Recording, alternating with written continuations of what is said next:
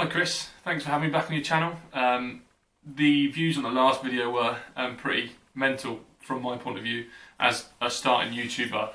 To see that many hits in however long it was brilliant. So back for another video. To give you an idea of what this video is about, it's 5 tips that can help you doing painting, decorating, DIY, and they're just really easy tips just to sort of help you along the way. So my first tip that's going to help you out is when you're opening a paint tin. A lot of people struggle with it. They try and use a screwdriver or a filling blade, which they end up snapping. The one thing that I use is a teaspoon. Simple as that. It's just such a good angle to get under the lid, pop it open.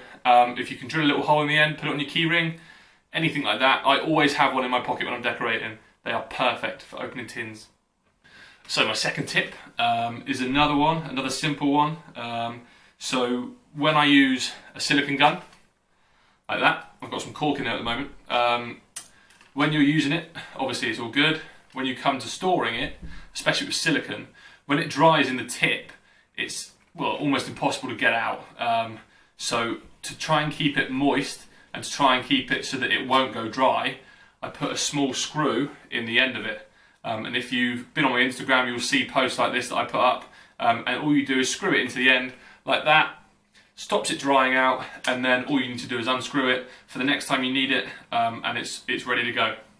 Next tip is about sandpaper. So as a decorator, I use a lot of this stuff, and it comes in big rolls like this. If you go to your local hardware store, you'd probably get it in little sheets. And what I see a lot of DIYers doing, let me just tear a bit off here.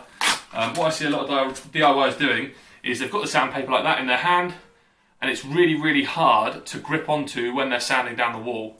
A lot of people use sanding blocks, which are great. If you've got one, use that, that's perfect. If you haven't and you just want to use it by hand, what I would say is fold it into thirds.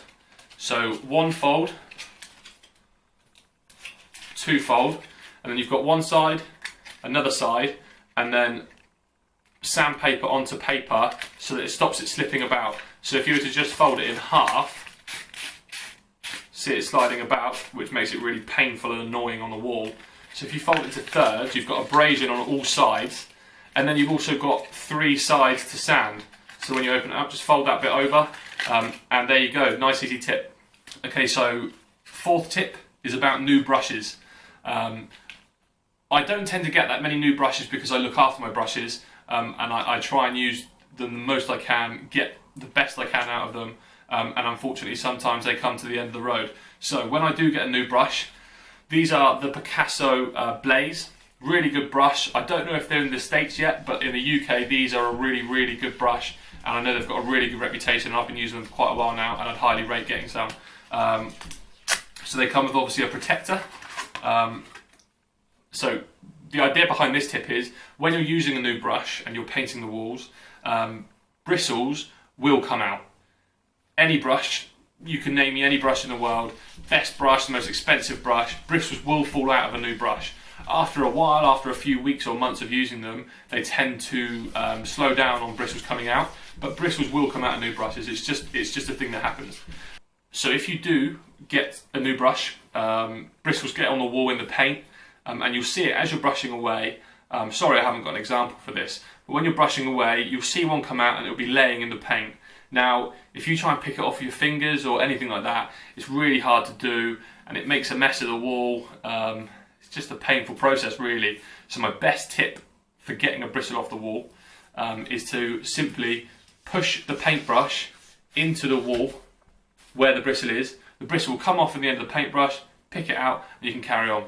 It's a really quick way to do it, and I know when I got told that tip, it saved me a lot of bother when I'm painting a wall. So, final tip, when you're painting somewhere where there's been a stain, whether it's water damage or on a kitchen where you've got oil splatters, any kind of stain, felt tip on the wall markers, permanent markers on the wall, they obviously come through emulsion paint, water-based paint especially, and they're really hard to get rid of. You can go to your hardware store and pick up stain blockers. There's loads of different brands. In England there's Polycell, Zinsabin, all those kind of stain blocks, and they're quite expensive. My tip is that normally, as a decorator, I'd have a tin of oil-based undercoat on the van. This is obviously for when I'm undercoating, and I keep it on the van because that itself is a really, really good stain block, and it's obviously a lot cheaper than your normal stain block. And if you are decorating a house and you do come to undercoating the skirtings, you'll have a tin of undercoat anyway.